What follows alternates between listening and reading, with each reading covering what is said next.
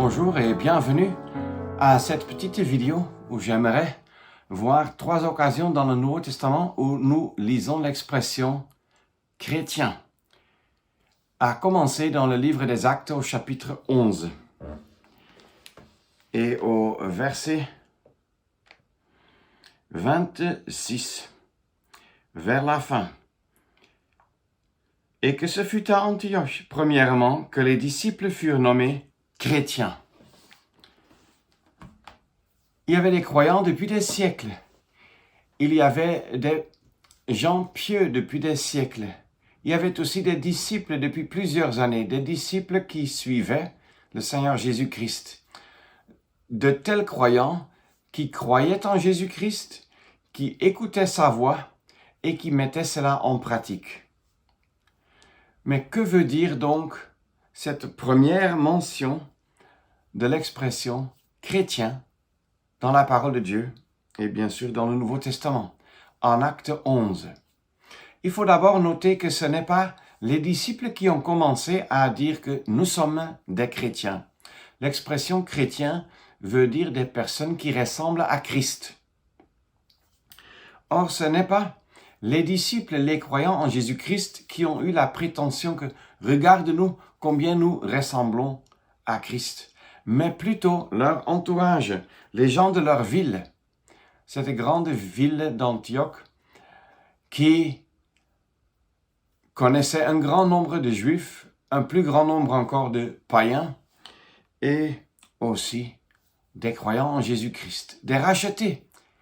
Et c'est les autres qui, ayant maintenant observé la marche quotidienne, la vie quotidienne de ces disciples-là, ils ont dit que, regardez, ces personnes parlent de Christ, mais dans leur propre façon d'agir, de réagir, de renoncer à leurs propres droits, de ne pas chercher leurs propres intérêts, ils ressemblent à Christ.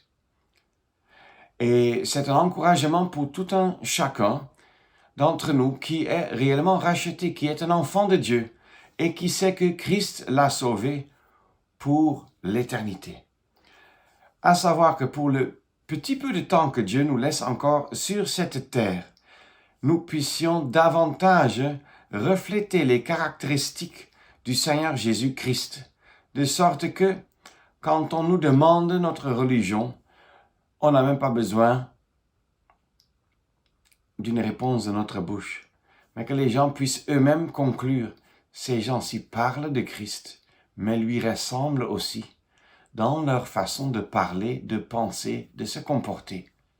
Puisse ainsi le témoignage de Jésus-Christ dans ce monde être davantage soutenu par notre vie exemplaire de jour en jour, pour que d'autres soient attirés vers cette personne glorieuse de Christ. Mais nous savons que quand quelqu'un a cru en Jésus-Christ, cela va de pair avec une perspective pour la gloire à venir, avec cette espérance glorieuse. Mais nous ne sommes pas encore dans la gloire, et c'est pour cela la première épître de Pierre au chapitre 4 parle aussi d'une expression, de cette expression chrétien.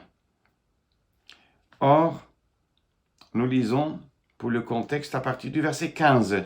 1 Pierre 4, verset 15. « Mais que nul de vous ne souffre comme meurtrier, ou voleur, ou comme faisant le mal, ou s'ingérant dans les affaires d'autrui. Mais si quelqu'un souffre comme chrétien, qu'il n'en ait pas honte, mais qu'il glorifie Dieu en ce nom. » C'est-à-dire en le nom de Jésus-Christ, à qui il ressemble dans la pratique, dans les souffrances qu'il subit. Nous savons bien que nous ne pouvons pas suivre Christ dans les souffrances expiatoires. Lui seul pouvait porter le jugement de Dieu sur nos péchés.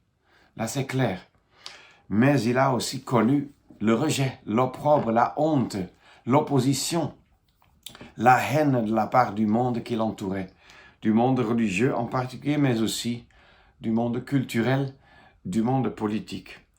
Et quelle a été sa position, il pouvait dire « Je fais toujours ce qui lui est agréable, c'est-à-dire agréable à son Dieu et Père. » Et ainsi, selon 1 Pierre 2 même, il nous a laissé un chemin pour que nous puissions suivre ses traces. Donc, si nous croyons en Jésus-Christ comme notre Sauveur et notre Seigneur, bien sûr, davantage nous allons lui ressembler plus que nous nous occupons de lui. Et notre entourage pourra nous appeler chrétiens. Mais nous lisons en 1 Pierre 4 que ça va de pair avec des souffrances, avec un rejet, avec de l'opposition, avec l'opprobre du Christ, dont aussi Hébreux 13 nous parle. Ne fuyons pas cet opprobre, mais ressemblons à Christ et suivons fidèlement le sentier que Dieu nous a tracé au milieu d'une génération perverse et tordue, telle que la parole de Dieu nous le dit en Philippiens 2. Or, en Philippiens 1, au verset 29, nous lisons également que la souffrance est notre part à nous comme croyants. Au verset 29, « Parce qu'à vous, il a été gratuitement donné, par rapport à Christ, non seulement de croire en lui, mais aussi de souffrir pour lui. » Il nous a été gratuitement donné, c'est-à-dire comme un grand cadeau, comme un privilège, de souffrir pour le nom de Christ. Et dans ces souffrances, nous souffrons comme chrétiens. Nous lui ressemblons. C'est pour cela que nous ne devrions pas fuir ces épreuves, bien qu'elles soient souvent dures. Que le Seigneur nous aide là-dedans. Et ça m'amène à un autre passage, au troisième passage qui, chronologiquement parlant, est même le deuxième, qui se trouve en Acte 26. Là où nous trouvons encore l'expression chrétien. Acte 26. Et là, nous voyons un responsable, un haut placé dans l'Empire romain, à savoir Festus. Au verset 24, il dit « Tu es hors de sens, Paul. » C'est après un grand discours tenu par l'apôtre Paul. « Ton grand savoir te met hors de sens. » Mais Paul dit « Je ne suis point hors de sens, très excellent Festus, mais je prononce des paroles de vérité et de sens rassis. Car le roi a la connaissance de ces choses, et je parle hardiment devant lui, car je suis persuadé qu'il n'ignore rien de ces choses, car ceci n'a point été fait en secret. Ô roi Agrippa, crois-tu au prophète? Je sais que tu y crois. » Et c'est là qu'Agrippa dit « Tu me persuaderas bientôt d'être chrétien. » Littéralement, selon la note, « Tu me persuades en peu de temps. » Alors,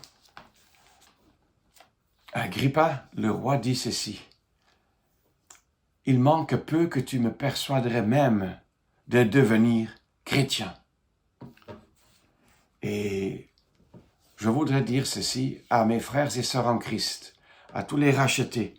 Si nous connaissons Jésus-Christ comme Sauveur et Seigneur, si nous le suivons, si nous lui ressemblons, étant de jour en jour plus occupés de lui, nous allons être changés en son image. Et nous allons aussi souffrir pour ce nom, tel que Paul d'ailleurs et Pierre l'ont aussi connu. Plus sérieusement même que la plupart d'entre nous.